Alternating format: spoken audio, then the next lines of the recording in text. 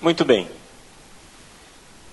Nós terminamos a última palestra um pouco perplexos, não é?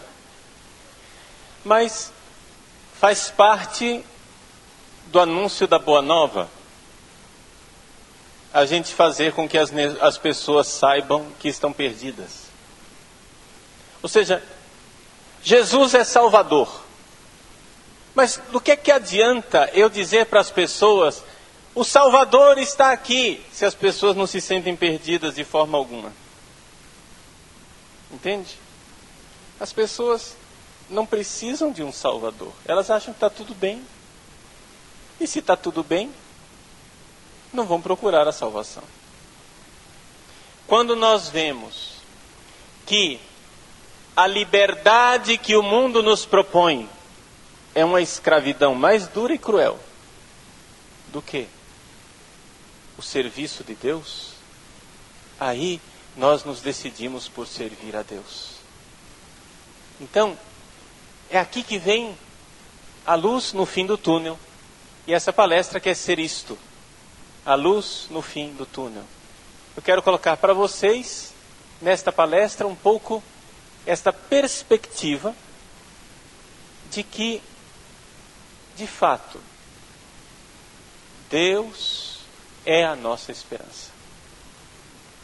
Vejam, vamos parar um pouco para pensar a respeito da virtude da esperança. Se você espera nas suas forças, se você espera na sua capacidade de sair de uma encrenca, se você espera ainda no seu poder pessoal de resistir e fazer alguma coisa, você ainda está na carne. Você só espera, só tem a virtude da esperança quando você espera por uma força que não está à disposição. Essa é a virtude da esperança. A virtude da esperança tem a Deus como objeto. Então vamos supor, você espera na força que você tem de trabalhar e juntar dinheiro para pagar uma dívida. Muito bem, ótimo. Isso não é pecado. Pode trabalhar e pagar sua dívida. Agora, isto não é esperança. Você espera que numa conversa que você vai ter com o seu patrão, você consiga reverter uma situação no seu emprego, que você não perca seu emprego. Muito bem. Isso que você está fazendo não é pecado, é muito justo, faça. Mas isto ainda não é esperança. Você espera que dentro das estratégias da organização paroquial, diocesana, eclesial, você consiga reverter a situação de quem está perseguindo a igreja. Isso ainda não é esperança. A esperança é uma virtude que tem a Deus como objeto. E você precisa aprender a esperar em Deus. Esperar em Deus quer dizer o seguinte: não existe nada, nenhum poder humano disponível que me tire desta enrascada. Desesperei dos homens. A partir desse momento você pode esperar em Deus. E é isso que os profetas no Antigo Testamento diziam para Israel, para o povo de Israel. O povo de Israel estava lá. Nós estamos agora vivendo uma situação do Egito, né? Vocês sabem que a situação política no Egito não está nada fácil. E o Egito sempre foi algo interessante para salvaguardar Israel. Não somente no passado, atualmente. Vocês sabem que hoje o governo de Mubarak é um governo ditatorial.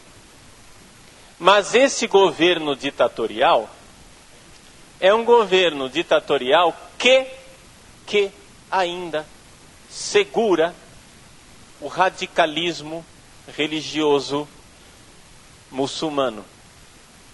Ou seja, é um governo que apoia os sunitas, apoia uma versão do mundo muçulmano que não é tão radical como os xiitas. Então, os Estados Unidos, Israel, sempre trataram com o Egito como uma espécie de aliado, confiando, mas desconfiando ao mesmo tempo, né? Onde o Egito estava lá, mas o Egito não iria, não a partir do governo de Anwar el-Sadat, não a partir de Mubarak, que antes de Mubarak tinha Sadat, né? Não a partir de Sadat, Israel sabia que o Egito estava caminhando para uma convivência pacífica, pelo menos era esse o governo oficial. Agora, por razões não religiosas, por razões econômicas, porque o povo está passando fome, o povo está passando dificuldade, os jovens saíram às ruas, estão querendo tirar o governo e, tudo bem, até aí, um desejo legítimo, mas a pergunta é, eles vão conseguir tirar essa ditadura para implantar uma democracia? Ou o que vai acontecer é exatamente o contrário, que querendo implantar uma democracia, eles vão implantar uma ditadura ainda mais dura, dando espaço a um Islã ainda mais radical. Porque não é a primeira vez na história que isso acontece. Aconteceu na década de 70, no Irã, quando o Shah Reza Pahlavi era quem governava o Irã, e o Shah governava o Irã ditatorialmente.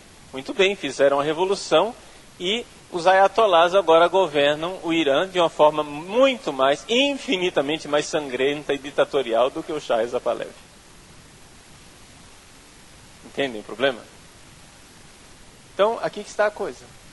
Ora, se o Egito pular para o lado de lá, digamos assim, do radicalismo islâmico, isso quer dizer que agora, daqui para frente, Israel está totalmente cercado por radicais islâmicos. Não tem para onde escapar. Se fechou o círculo ao redor de Israel. Muito bem. Isso torna bem atual isso que eu vou dizer. No Antigo Testamento, quantas e quantas vezes Israel se encontrou exatamente numa situação semelhante a essa que nós vivemos hoje? Cercado de inimigos de todos os lados. E, na época dos profetas, o que é que Israel fez? Bom, já que tem como inimigo lá em cima a Babilônia, vamos fazer uma aliança com o Egito? Porque quando o Egito é inimigo da Babilônia, quando a Babilônia vier contra nós, o Egito vai nos defender. E então, os profetas diziam, não confiem no Egito. Não ponham sua esperança no Egito, ponham sua esperança em Deus. Enquanto isso, os profetas da corte diziam para o rei, não, esses profetas aí são profetas do mau agouro. Vai dar certo a nossa aliança com o Egito, você vai ver. E Jeremias dizia, não vai dar certo.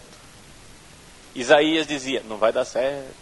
Os profetas diziam, não vai dar certo. Os profetas da corte diziam, vai dar certo. O que aconteceu? Enquanto os profetas da corte prometiam paz e prosperidade, Jeremias e Isaías prometiam destruição e desgraça, enquanto Israel tivesse esperança humana no Egito. Quando finalmente Israel foi levado para o cativeiro, para a Babilônia, naquele momento de desgraça e de desastre nacional, em que o rei e juntamente com seus profetas da corte, com os sacerdotes da corte, foram todos levados, acorrentados, escravos, presos e prisioneiros para a Babilônia. Nesse momento, os profetas começam a pregar a esperança em Deus, a misericórdia, a intervenção divina. Vejam só que bonito. Chegou a hora da verdadeira esperança. Chegou a hora de esperar verdadeiramente. Quando desesperamos dos homens. Então, a partir do capítulo 40 de Isaías, por exemplo, só estou dando um exemplo, mas se você for em todos os profetas, é a mesma coisa. A partir do capítulo 40 de Isaías, o Deutero Isaías, chamado segundo Isaías, quando Israel é levado para a Babilônia, Isaías aparece. Nahamu, Nahamu, Ami, Yomer Elohechem. Consolai, consolai o meu povo, diz o nosso Deus. É o profeta da consolação. Consolai. Consolai o meu povo que está indo desastrado para a Babilônia. Muito bem.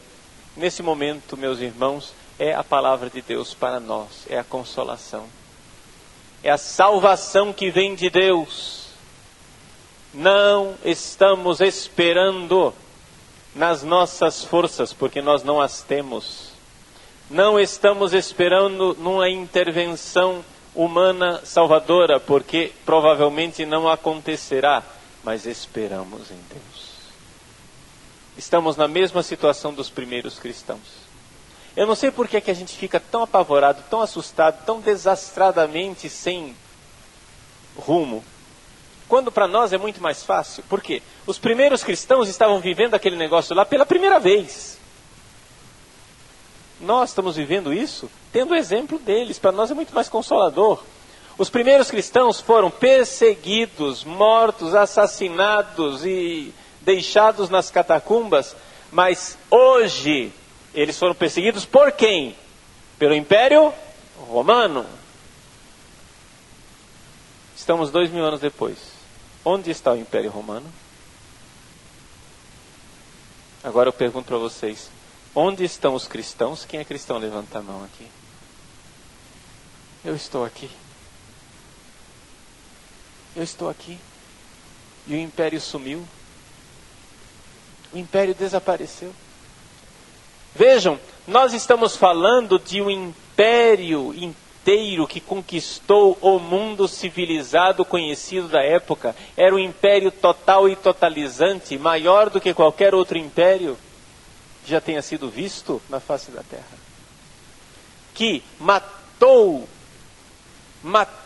milhares e milhares de cristãos,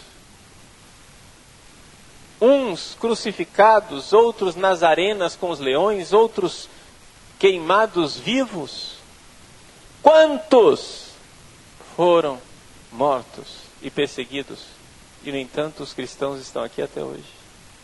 Quem nos salvou? Foi uma artimanha política? Quem nos salvou? Os cristãos foram lá, sentaram-se à mesa com o imperador e começaram a negociar? Não. O que nos salvou foi a fé em Deus. Deus, nossa confiança em Deus. Os cristãos confiando em Deus e se entregando a Deus o tempo todo. Sabiam que a fé é algo pelo qual eu posso e devo morrer, não é algo pelo qual eu vou matar. Isso aqui os cristãos precisam saber. Vamos matar os hereges! Pega a metralhadora! Não, nada disso. A fé não é algo pelo qual eu mato, é algo pelo qual eu morro. Eu irei morrer pela minha fé. Enquanto houver cristãos, homens e mulheres, dispostos a morrerem pela sua fé, existe esperança. Hoje nós celebramos a memória de Santa Águeda. Os nossos paramentos estão tingidos de vermelho e não é por acaso. É palavra de Deus para nós, a vida desta santa, virgem e mártir. Uma mulher frágil, uma mulher virgem, uma mulher, como centenas de outras que derrubaram o Império Romano. Meus irmãos, Deus em nós pode muitas coisas. Deus em nós. Vejam, Deus fará.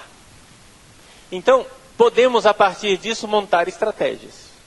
Não é assim que a gente vai ficar de braços cruzados esperando Deus cair do céu e aparecer. Não, nós podemos e devemos fazer alguma coisa. Diante da situação atual que nós vivemos de ditadura do relativismo, uma ditadura que já se instalou no mundo, e não é um problema do Brasil, não é um problema de um partido, é um problema no mundo. Diante desta realidade de uma ditadura do relativismo, em que o cristianismo é realmente perseguido, está realmente cada vez mais nas catacumbas, diante desta realidade, o que é que nós podemos fazer? Primeira coisa, nos colocar à disposição de Deus. Sabendo que os cristãos converteram aquele grande império romano, foram convertendo num trabalhinho de formiguinhas, mostrando, porque isso nós podemos fazer na universidade. Você não precisa, meu irmão, na universidade, ir contra o sistema, que ele é maior do que você. Mas você pode levar Deus para as pessoas. Você pode, em primeiro lugar, formar você mesmo, porque a primeira fé que tem que ser salva é a sua. Você pode formar a você. E existe como você ir se formando. Nós temos material para isso. Dessas realidades, esse aprofundamento, né, é uma forma concreta de resolver as coisas. Nós estamos dando a vocês a chave de leitura para que você entenda por que é que no seu dia a dia você apanha e não sabe por quê. Entendeu? Por que é que você apanha daquele professor? Por que é que você apanha daquele seu colega radical? Por que é que você é xingado, tido e havido como intolerante, como medieval, como fechado, obtuso, não é? Tudo isso. Você é considerado como alguém muito negativo, quando na verdade você vê que eles é que estão nos oprimindo. É uma das características que você tem que notar isso. Porque é assim. Eles batem na gente e ainda fazem a gente se sentir culpado de ter apanhado. É impressionante isso. Eles batem na gente e o culpado ainda são nós. Veja, eles batem na gente e nós é que somos violentos, assassinos, terroristas, nazistas. Quantas vezes eu fui xingado de nazista? Quantas vezes eu fui xingado de ditador, de absolutista, de radical, de medieval, de inquisidor? Quantas vezes? Quando na verdade eu não estou fazendo nada. Estou abrindo os olhos das pessoas, só isso. Entende? Mas por quê? Porque o que eles são uma ditadura com uma máscara de bondade. Agora, quem é ditador e tem uma máscara de bondade, odeia que alguém tire a máscara e diga: eu sei quem você é. Está entendendo? Então é claro. Aí eles vão dizer: ditador é você, você que é radical. Então o que é que nós podemos fazer? Então a primeira coisa é nos formar. Um dos caminhos de formação, não é? tem um site de um padre careca por aí. O site, para quem não conhece, acho que a maioria já conhece. Quem é que já visitou o site padrepauloricardo.org? Levanta a mão. Então, a esmagadora maioria já visitou. Quem não visitou, visite. Não é? padrepauloricardo.org. Agora, eu peço a vocês que, além de ajudar a Canção Nova, coisa que nós temos que fazer, não é? Temos que fazer, é nossa obrigação. Ajudar a Canção Nova, porque a Canção Nova é uma obra de Deus que está fazendo um bem imenso ao Brasil. Ah, mas a Canção Nova podia falar as coisas mais abertas na televisão. Gente, calma. Nós estamos numa guerra. Na guerra, você não sai da trincheira onde você está protegido e fica lá assim, estou aqui, atira em mim, atira em mim. Você não faz isso na guerra. Então, uma coisa é ser herói, outra coisa é ser idiota. Não é? Então, por favor, vamos entender a situação. Então, a Canção Nova é ainda um grande instrumento de Deus, nós ainda temos espaço, graças a Deus, para levar o Evangelho. Né? É um dos lugares onde ainda tem muita coisa que não está na catacumba. Nós podemos ainda fazer adoração santíssima, podemos pregar o Evangelho, podemos rezar o terço, podemos levar a verdadeira religião, a catequese, a devoção ao Papa, o amor a Nossa Senhora. Tudo isso a gente pode levar para o povo. A gente só não pode dizer para o povo com todos os S's e R's, porque é que eles estão apanhando. A gente não pode fazer esse tipo de leitura que nós estamos fazendo aqui nesse acampamento. Está entendendo? Não dá. Não dá. Seria loucura. Seria pedir para fecharem a televisão na hora. Isso não dá. Então, o que é necessário fazer? Ajudem a Canção Nova. Agora, eu quero pedir também, aproveitando aqui uma palhinha, que vocês que estão aqui me ajudem a manter esse site. Ah, eu não tenho dinheiro, mas tem quem tem. Entende? Porque o que é que acontece com o site? Nós estamos, o site padrepauloricardo.org, nós temos uma série de projetos que precisam ser sustentados. Eu não posso dizer para vocês todos os projetos. Não posso. Tá? Mas eles estão acontecendo. E esses projetos precisam de sustento. O que eu posso dizer para vocês é simplesmente o seguinte: me ajudem no site padrepauloricardo.org. O que eu posso prometer para vocês é que lá no céu vocês me cobrem o que é que eu fiz com o dinheiro. Entendem? Padre Paulo, o senhor vai prestar conta a Deus desse dinheiro.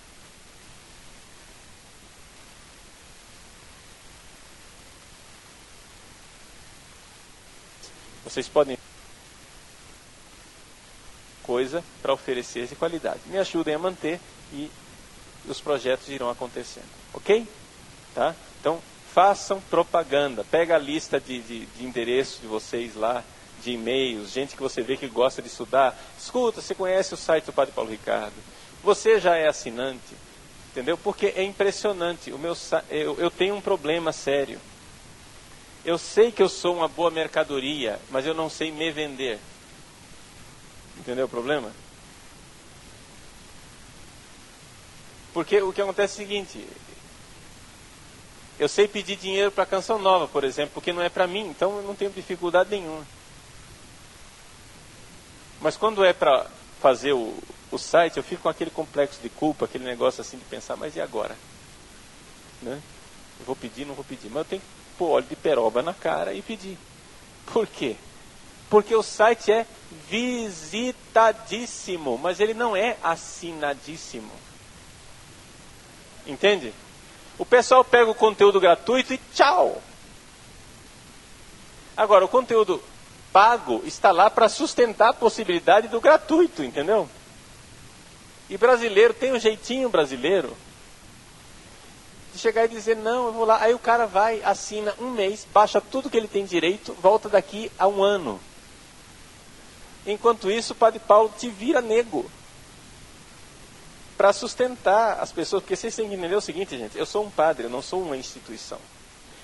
E isso quer dizer o seguinte, eu tenho meu trabalho paroquial para fazer. Eu não estou o dia inteiro na internet. Eu não sou um cara antenado o dia inteiro na internet.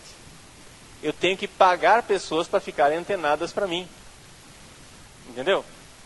E essas pessoas têm filho para criar, né? Eles trabalham para mim, mas poderiam estar trabalhando para outra pessoa. Entendeu? Então eu tenho que pagar um salário digno daquilo que eles estariam ganhando se talvez trabalhando para outra pessoa. Tá? Então só estou fazendo essa palhinha aqui para vocês me ajudarem a manter esse site. Então, primeira coisa que a gente tem que procurar: formação. Você que é acadêmico, não deixe de estudar. Você precisa ir atrás. Você tem que fazer por onde?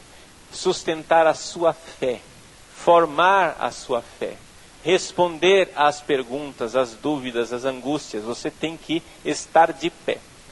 Uma vez que você faz isso, o que nós podemos e devemos fazer é o trabalho da formiguinha, que é o trabalho de Deus que vai convertendo as pessoas um por um.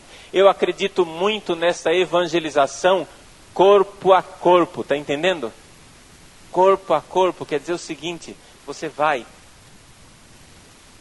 conhece teu amigo, ele está interessado por tal tema, e você vê uma palestra lá no site, diz, ele vai gostar dessa palestra. Você baixa e entrega na mão dele. Olha, que interessante. Né? O que é que tem sido um chamariz para o site, muitas vezes? Aquele negócio da terapia das doenças espirituais. Né? Quanta gente conheceu o site através da terapia das doenças espirituais. Aí depois termina descobrindo que tem outras coisas e vai se formando nas outras coisas também. No site nós temos um curso de catecismo, onde nós explicamos o catecismo da Igreja Católica de capa a capa. Né? Então, nós procuramos manter essas aulas do curso de catecismo. Está tudo lá. O material está lá. Além disso, leitura das coisas do Papa, dos documentos pontifícios, dos bons livros. Quanta coisa o portal Canção Nova não oferece em possibilidades, web TV, portal, notícias do Vaticano. Você ir atrás, você se informar, você saber. Mas você precisa usar isso tudo também para atrair as pessoas para Deus.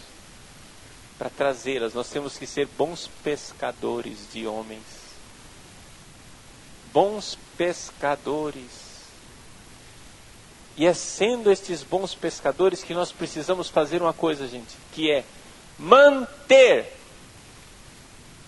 a nossa fé, porque nós estamos vivendo um tempo de uma grande apostasia. O que é esta grande apostasia? A grande apostasia é o fato de que nós vivemos numa época em que as pessoas cada vez mais estão propondo uma religião sem Deus. Cada vez mais as pessoas querem fazer da Igreja Católica um instrumento de poder político social. Aqui que está o problema. Deixa eu explicar para vocês. Quando eu digo para vocês que de alguma forma nós já estamos nas catacumbas e nós já estamos sendo perseguidos, e você diz, não é verdade, padre, olha aí o poder que a igreja tem, a igreja aparece na mídia, etc e tal, mas de que jeito que a gente pode aparecer? A gente só pode aparecer naquilo que é interessante para o sistema. Então, qual é o tipo de cristianismo? Eles não querem acabar com o cristianismo. Eles querem transformar o cristianismo por dentro. Então deixa eu explicar para você, porque isso é muito importante. Porque a nossa estratégia de resistência passa por aí. O que significa transformar o cristianismo por dentro? Significa o seguinte, que se você vai falar de Jesus, da Igreja Católica e do cristianismo, mas o que na verdade você está falando é do ser humano endeusado, eles aceitam isso. Ou seja, existem dois tipos de catolicismo, então, que estão dentro da Igreja Católica. Atenção que isso é muito importante. Nos bancos das igrejas, tem dois tipos de fiéis. Aquele que quer servir a Deus e aquele que quer se servir de Deus. Dá para reconhecer isso? Dá para reconhecer isso até mesmo dentro de você? Porque é assim. Às vezes, Padre Paulo Ricardo quer servir a Deus. Às vezes, Padre Paulo Ricardo quer se servir de Deus. Dá para notar isso, que isso existe em você? Que tem um dia que você está lá dizendo, Senhor, eu quero te servir, etc e tal. Aí de repente aparece um problema. Aí você chega e diz, Jesus, vamos fazer um negócio aqui. Já te servi até agora. Agora, né? Dá um jeitinho aí. Isso existe dentro de nós e isso é normal. Que existe em nós essa fraqueza, essa debilidade. De que quando o negócio aperta, a gente corre para o colo da mãe, corre para o colo do pai. Isso é normal. O problema é quando isso se transforma num sistema. O problema é quando tudo o que é religião serve para servir ao homem e não Deus. Nunca. Nunca Deus, nunca Deus, nunca Deus. Por exemplo, quando a pessoa só vai à igreja para o seu bem-estar. Eu quero estar bem. Eu estou me sentindo estressado. Deixa eu ir lá no grupo de oração, porque lá tem umas músicas bonitas. Aí eu choro, me alivio e volto para casa melhor. Que isso aconteça uma vez, tudo bem. Mas que o grupo de oração agora viva para isso. Só para produzir pequenos milagres, emoções, etc e tal. Não, nós temos que fazer acontecer para o povo, porque aí o povo vai vir para o grupo. Você está transformando o seu grupo de oração num sistema que não está a serviço de Deus, está a serviço dele mesmo. Isso pode acontecer em qualquer lugar. Em todos os lugares da igreja, inclusive na minha paróquia, isso pode acontecer. Quando, por exemplo, esse ano passado, em 2010, na nossa paróquia, nós tivemos a reforma do telhado. Gastamos mais de 150 mil reais reformando o telhado da igreja, porque a igreja é grande, enorme. Cabe mais de 1000 pessoas dentro da igreja. Então, fizemos a reforma do telhado. O pessoal dizia, padre! Falava para o pároco, né? Eu não sou pároco, só sou vigarista. Falavam para o pároco, padre, por que é que o senhor não vende cerveja na festa? Contrata aquela banda lá, que tem umas meninas bonitas, que requebra bastante. Né? O pessoal vai dançar coladinho, assim, agarradinho, aquelas musiquinhas gostosas. Beber cerveja, o senhor vai ver que o senhor levanta esse dinheiro de uma hora para outra. Aí eu respondi assim, quando eu vi aquilo, a proposta para o pároco, né? Eu vi aquilo, eu respondi, não, eu tenho um jeito mais fácil. Padre, o senhor quer levantar dinheiro bem rápido? Quero. Vamos lá então. Então vamos vender droga. É mais rápido ainda. Se topa tudo por dinheiro, gente, então vale tudo. A gente tem uma tendência de perder o foco. A gente esquece para que serve a igreja. Gente, a igreja serve para levar as pessoas até Deus. Senão a igreja não serve para nada. Ou a igreja serve para levar as pessoas até Deus, ou então a igreja não serve para nada. Ou o seu grupo de oração, a sua paróquia, a Canção Nova, o Vaticano, a CNBB, serve para levar as pessoas para Deus, ou então pode acabar com essa porcaria. Vamos parar com essa palhaçada. Para casa todo mundo. A finalidade é levar as pessoas até Deus. A gente esquece disso. Para que eu vou pôr telha nessa igreja abençoada?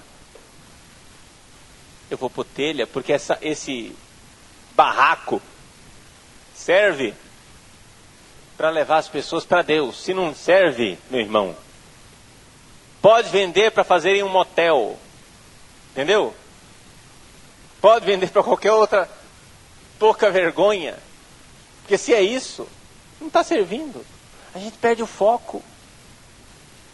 Para que eu sou padre? Toda hora eu estou perdendo o foco. Para que eu sou padre?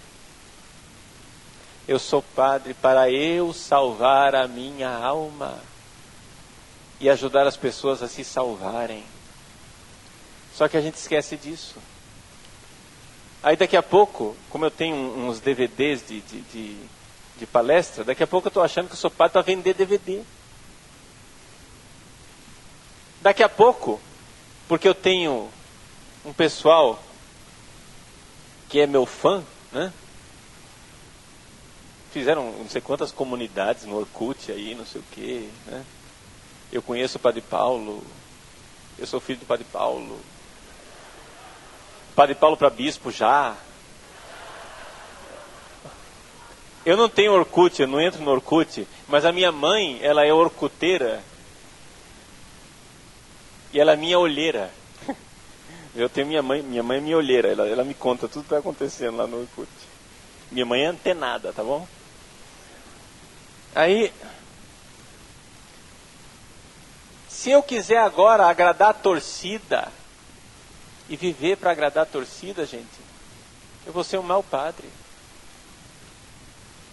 Eu tenho que querer agradar a Deus. Mesmo que agradar a Deus, às vezes vai desagradar uma parte da torcida. Quantas pessoas na internet, principalmente o pessoal mais quadradinho, já chegaram e disseram: Padre Paulo, por que o senhor não rompe com a Canção Nova? Já disseram isso. Quantas vezes disseram: Padre Paulo, aconteceu tal coisa na Canção Nova, aquela outra coisa. Fulano disse isso, aquele padre fez aquilo.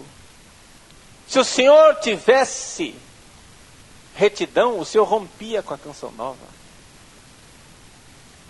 Eu não vou romper com a Canção Nova. E vou dizer por quê. Porque a Canção Nova, como toda realidade que é feita por seres humanos, ela tem defeitos. Mas ela é uma obra de Deus. E o que seria do nosso país sem a Canção Nova?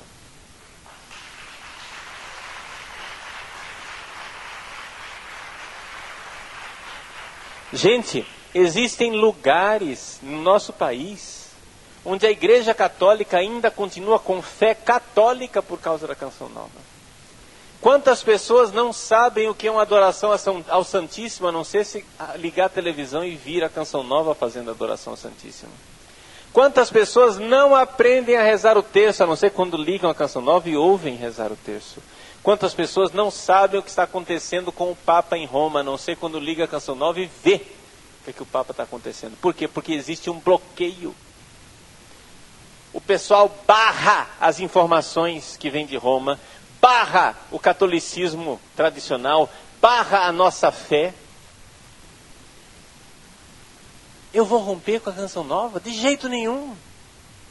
Mas de jeito nenhum, gente. A Canção Nova é uma bênção de Deus.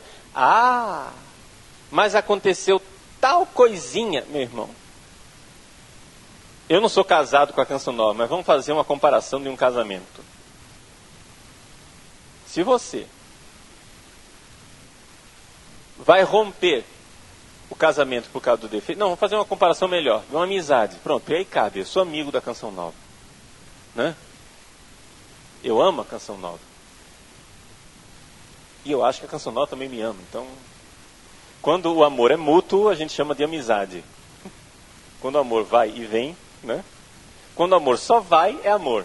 Quando o amor vai e vem, a gente chama de amizade.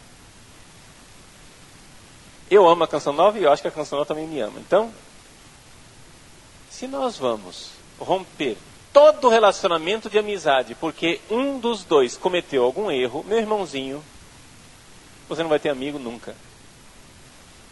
Você não vai ter amigo nenhum.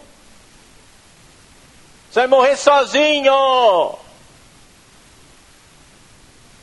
Porque só tem um jeito de seres humanos serem amigos, é nós nos perdoando os nossos defeitos. A Canção Nova perdoa os meus e eu perdoo os dela. É o único jeito. Ou alguém tem uma outra solução? A não ser que você seja amigo da Virgem Maria. E não precisa perdoar a Virgem Maria, ela é imaculada. Né? Tudo bem. Amigo de Jesus também não precisa perdoar Jesus. Mas as outras pessoas humanas, acho que você precisa perdoar, né? Está entendendo? Então, gente, esta igreja, a fé verdadeira, a fé católica, ela precisa ser mantida. E precisa ser mantida através desses meios de formação. Os meios de formação que propõe a Canção Nova. A Canção Nova propõe aquilo que ela consegue propor no ar.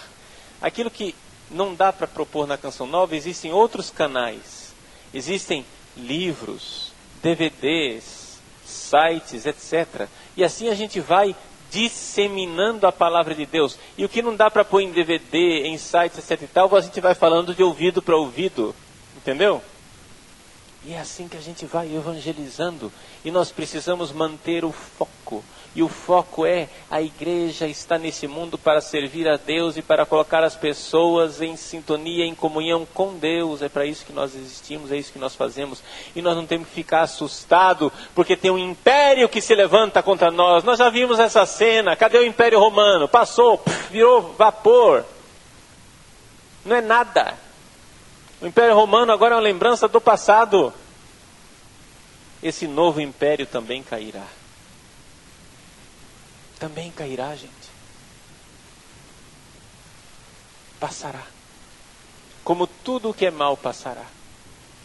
Esta sombra, essa nuvem é passageira. Depois, o sol triunfará. O sol brilhará. Deus trará a sua vitória. Problema: comigo ou semigo? Entendeu? Deus vencerá comigo ou semigo. Acho que é melhor comigo do que semigo. Entende?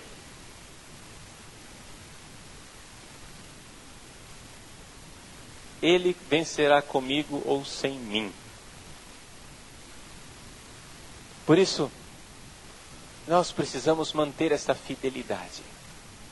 Esperar nele. Aguenta firme, meu irmão. Seja fiel àquele que é fiel a você. Ame, aguente firme e olhos fixos no céu. Porque se o que você está procurando é um triunfo aqui na terra, meu irmão, você é um pobre miserável. Se Cristo não ressuscitou, nós somos os mais miseráveis de todos os seres humanos. Mas se Ele ressuscitou, e Ele de fato ressuscitou, Deus deu para nós uma esperança viva, enquanto o império é uma esperança morta. O império passará. Não ponha sua esperança no Egito. Não ponha sua esperança em recursos humanos. Ponha sua esperança em Deus que age nos corações. E Deus tem um grande povo. Quando Paulo entrou na cidade de Corinto. A cidade de Corinto é uma desgraça, tá? A cidade de Corinto era chamada de prostíbulo de toda a Grécia. A Grécia já era uma cultura devassa. Prostíbulo de toda a Grécia, o negócio era feio. É mais ou menos como o Brasil, assim. Não sei se eles chegaram a tanto, mas é mais ou menos como está o nosso país. Alguém duvida que isso aqui virou um prostíbulo? Com crianças recebendo camisinha em sala de aula, com o Ministério da Saúde distribuindo lubrificante anal no carnaval. Isso virou ou não virou um prostíbulo? Onde você É perseguido se você ensinar a moral da igreja, mas se você ensinar as criancinhas pequeninas a terem relações sexuais, você é lindo. Pois bem, quando Paulo entrou naquele prostíbulo, chamado Corinto, Deus disse para ele: aqui eu tenho um grande povo. Aqui eu tenho um povo imenso. Nesse Brasil existe um povo imenso. Um povo de Deus. É claro que o prostíbulo faz barulho e o povo de Deus é silencioso. É claro que as portas do inferno têm muito patrocinador. Agora a Canção Nova precisa todo mês por óleo de peroba na cara para arranjar patrocinador para sustentá-la, não é verdade? Para fazer as coisas de Deus a gente precisa pôr óleo de peroba e pedir. Porque para o diabo tem muito patrocínio. Para as coisas ruins, gente, tem o governo, tem ONG, tem fundação internacional. Dinheiro não falta. O diabo é bem patrocinado. Só que coitado, é mal administrado, ele vai perder no final, ele vai falir. Eles irão falir. O império cairá. Nesse sentido, gente, que consolação. Olha, deixa eu falar para os padres aqui e para os seminaristas. Eu gosto dessa raça de gente aqui, sabe?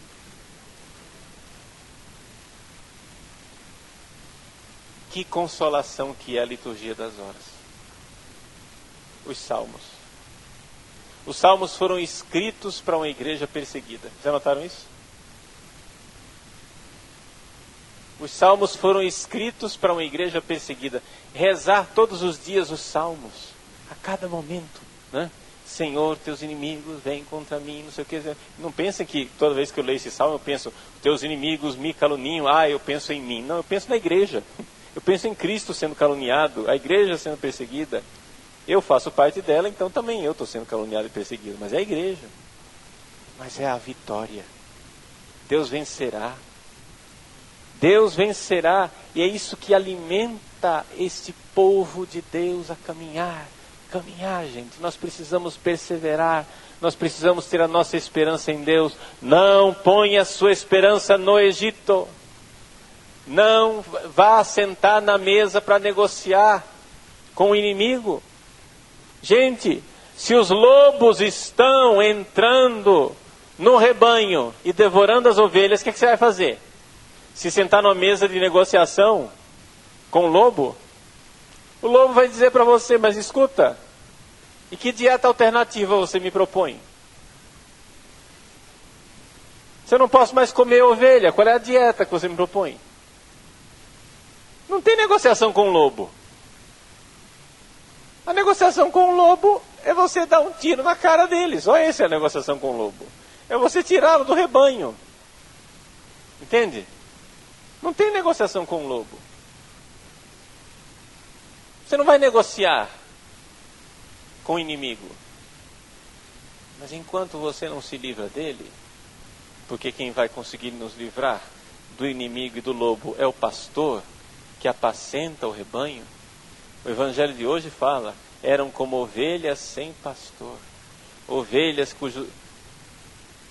as quais o lobo está indo atrás. Ovelha sem pastor é isso. Os lobos estão levando embora. Ovelha sem pastor, não é somente porque ela ficou perdidinha. Né? A ovelha não tem GPS. Então a ovelha sem GPS, ela não sabia para onde ir. Né? Gente, um pastor não é somente um GPS. Ainda que eu passe pelo vale da sombra da morte, nenhum mal temerei, porque estão comigo o teu bastão e o teu cajado. Para quê? Para dar uma sarrafada no meio da cabeça do lobo e pum! Cai. Vai embora. Está entendendo? O lobo vai embora.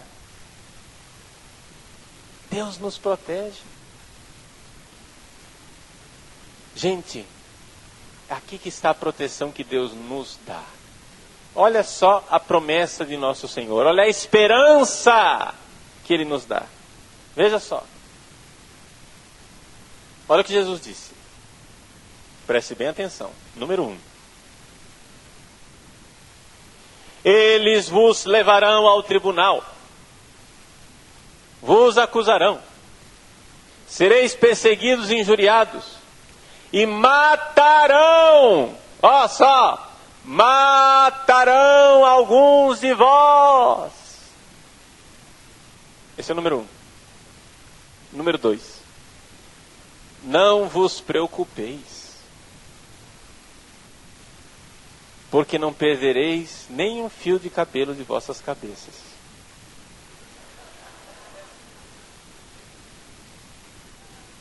Gente, como que não vai perder fio de cabelo se eles vos matarão? Ele não falou que ia matar? Porque, gente, o que nós esperamos é o céu. Essa vida aqui, gente, essa vida vai ser uma luta. Vai ser uma luta para eles e uma luta para nós. Não pense que eles vão ter paraíso também, não. Não é assim que Deus está prometendo para nós o inferno e para eles o paraíso. Não, eles não têm paraíso, eles têm inferno também. O inferno deles é bem pior. Que pena que eu tenho. Olha para os seus amigos universitários que vivem na gandaia.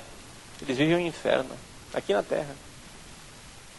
Deus me livre que vivam o inferno depois. Porque tem um inferno depois também. Mas já começa aqui. Na vaziez da vida de orgia, de relações sexuais, de drogas, de bebidas, de noitadas, arruaças. Você vê na cara das pessoas que eles são infelizes. Você vê a depressão escrita nos olhos dele. Aí você pergunta, e aí fulano? Aí ele vê aquele sorriso, aquele sorriso bestão. Né? Aquele sorriso de quem precisa estar bem. O cara chega fazendo barulho, aí, aquele palhaço, o bobo da corte, não sei o quê. Mas só ele parar 5 minutos que você vê a tristeza nos olhos dele. Você vê que ele é triste. Você vê que ele vive um inferno. E que ele não pode parar. Porque se ele para, ele pensa. E se ele pensa, ele chora. Eles vivem um inferno já aqui na terra. Esperemos que não o vivam depois, quando morrerem. Mas para isso nós precisamos levar para eles o Evangelho. Nós precisamos mostrar a insensatez e a loucura que é a vida deles. Essa vida é uma luta. Gente, não tem paraíso aqui na terra para ninguém. Nem para quem vive Satanás, nem para quem vive com Deus. Não tem paraíso aqui na terra. Com uma diferença. Deus, que não engana ninguém, não prometeu paraíso aqui. Deus disse, quem quiser me seguir, renuncie a si mesmo, tome sua cruz e me siga. Vamos embora para o céu. Agora, Satanás mente. É evidente, ele é o pai da mentira. Se me adorares, eu te darei tudo isso. Olha, vamos lá. Vamos ver. Adora aí. De joelhos, vocês sereis como deuses. Promessa da serpente. Sereis como Deus. Essa foi a promessa. E qual foi o cumprimento da promessa? Dor, deserto, trabalho, ranger de dentes, expulsão do paraíso. Esse foi o cumprimento da promessa. Está vendo que Satanás mente? Foi isso que ele prometeu. O que é que foi realizado? Desgraça. Desgraça. Quando você vive as falsas promessas, é desgraça. Gente, vamos esperar em Deus, vamos esperar o céu. Agora, cuidado. Cuidado, porque o maior perigo não está fora da igreja. O maior perigo não é o lobo com cara de lobo, cheiro de lobo, pelo de lobo, dente de lobo, jeito de lobo, fazendo au. O problema é dentro do rebanho, o lobo com pele de ovelha, fazendo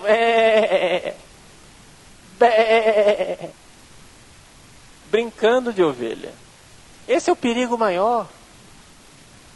O perigo maior é a gente transformar a nossa religião numa religião sem Deus, numa religião que espera coisas aqui da terra.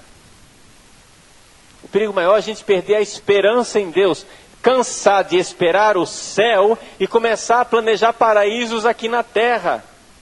Enquanto o céu não vem, vamos vender droga para cobrir a igreja. Entendeu? Enquanto Deus não vem, vamos fazer aliança com o lobo. Entende?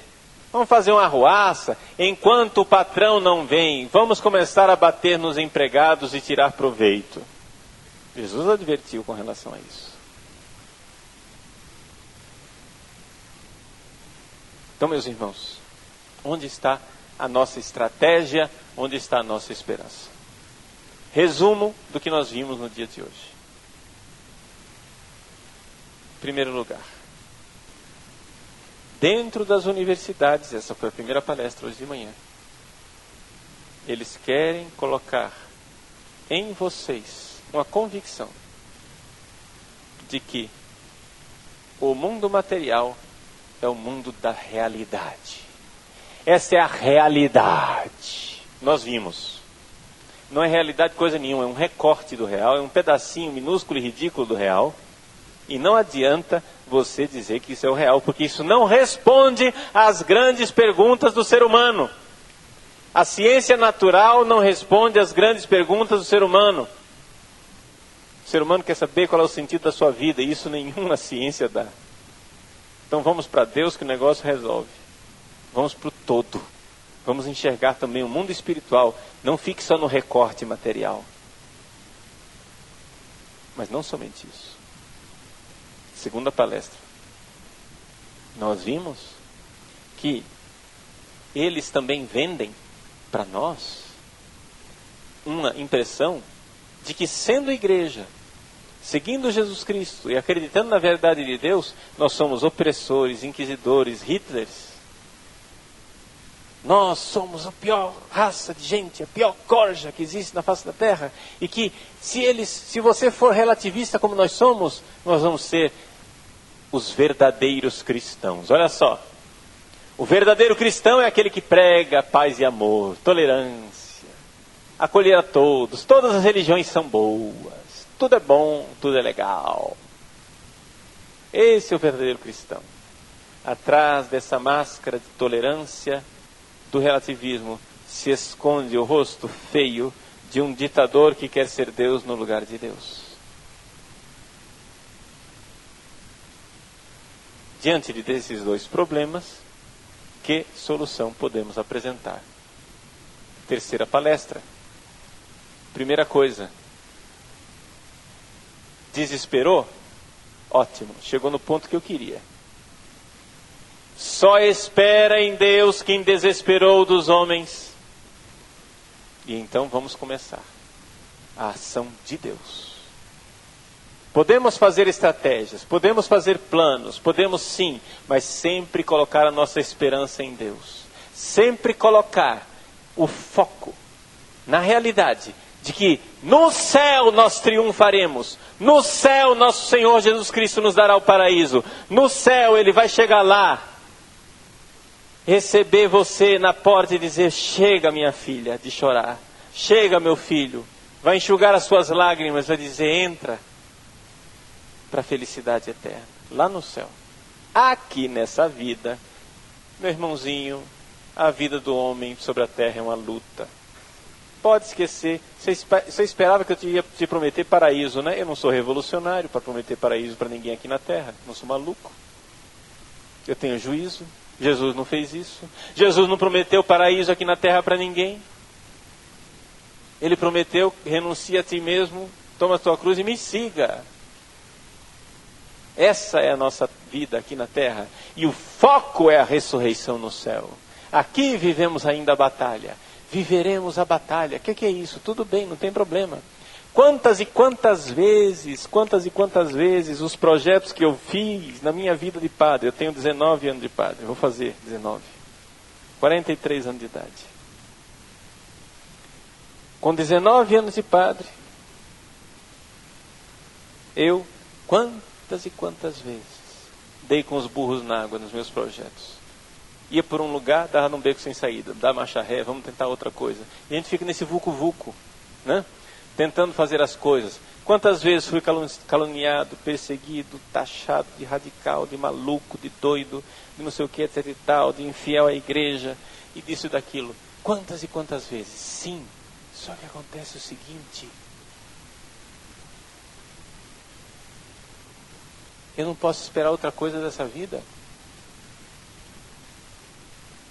O que é que você acha, meu irmão? Você resolve ser padre. Diz que quer servir a Deus, bonito, né? Casula vermelha, bonita. Eu quero vestir aquela roupa lá. Você resolve ser padre e acha que Satanás vai deixar você em paz? Olha, se tiver algum padre ouvindo essa palestra aqui gravada, deixa eu dizer uma coisa para você, seu padre. Se estão deixando você em paz, faça um sério exame de consciência, porque você traiu Deus. Se não estão perseguindo você, cuidado. Não me consta que Pilatos tenha perseguido Judas. Não me consta que Herodes tenha perseguido Judas. Não me consta que os sumos sacerdotes tenham perseguido Judas. Aliás, o remuneraram. Deram moedinhas para ele e disseram: parabéns, neguinho. Fez um bom trabalho. Agora, quem é de Deus será odiado por Satanás. Isso é pouco, mas é seguro. Estou fazendo isso para quê? Para alimentar paranoia em você? Não, não é para alimentar paranoia, é para alimentar a sua confiança em Deus. Porque se você está sendo perseguido, que bom. Sinal de que eu ainda presto. Sinal de que eu ainda sou de Deus. Não é que você vai dar a cara a tapa e começar a procurar alguém para te perseguir, não é isso. Seja prudente, faça o possível para não te perseguirem, desvia dos golpes, faça o possível. Jesus não era um suicida. Quando pegaram em pedras para apedrejá-lo, ele chispou, saiu do meio e vazou. Mas teve uma hora que não deu mais, né? Então, nessa vida aqui, gente, nós vamos lutar. Bem-vindo ao mundo real. Ah, mas eu não quero lutar. Você tem duas alternativas. Ou você luta com o diabo ou você luta com Deus. Qual dos dois lados você vai querer? Tem o seguinte: tem um lado que vai vencer e não é o do diabo. O diabo, durante a história deste mundo, o diabo vai parecer sempre que ele está levando vantagem. E no final será derrotado. Foi o que aconteceu na história de Jesus. Olha só, Jesus começou a pregar o evangelho. Uma multidão. Daqui a pouco ele não podia mais entrar nas cidades, que estava sendo perseguido. Daqui a pouco, começaram a dizer que ele estava expulsando o demônio com o poder de Satanás. Já virou o diabo. Daqui a pouco, pegaram em pedras para apedrejá-lo. Daqui a pouco, foi traído pelo seu próprio discípulo. Crucificado, morto e sepultado. Ou seja, a história de Jesus é uma história de triunfo e triunfo e triunfo e triunfo de Satanás. Em cada triunfo de Satanás, ele era maior a sua derrota, porque na vitória da cruz, nosso Senhor Jesus Cristo derrotou Satanás para sempre. Na vitória da cruz, ele pisou na cabeça da serpente. Ali é a vitória. Grande vitória. Então, gente, nesse mundo aqui, a história da humanidade será igual à história de Jesus. Vai ser uma história de triunfo de Satanás atrás de triunfo de Satanás. E em cada triunfo que ele fizer, maior será a vitória de Deus. Não estou sendo fatalista. Estou lhe dizendo aquilo que é a promessa. Lute do lado certo. Seja fiel. Lute do lado certo. Virá a vitória final. Ele vencerá. E de que lado você vai estar? Deus vencerá comigo ou sem mim? De que lado eu estarei? No juízo final, ele dirá: apartai-vos de mim, malditos, ou dirá: vinde, benditos, para a casa do Pai. Esperamos estar junto com Santa Ágata, com Deus, vitoriosos, carregando a palma do nosso martírio. Uns carregarão a palma do martírio do sangue, outros carregarão a palma do martírio da calúnia, da chacota, da perseguição, do emprego que perderam, da nota que foi mais baixa, da intransigência, do cargo que poderia ter alcançado e não alcançou. Cada um terá a sua cruz. Que nosso Senhor nos dê a verdadeira esperança e que nos ensine a ter uma religião com Deus e não uma religião sem Deus. Amém.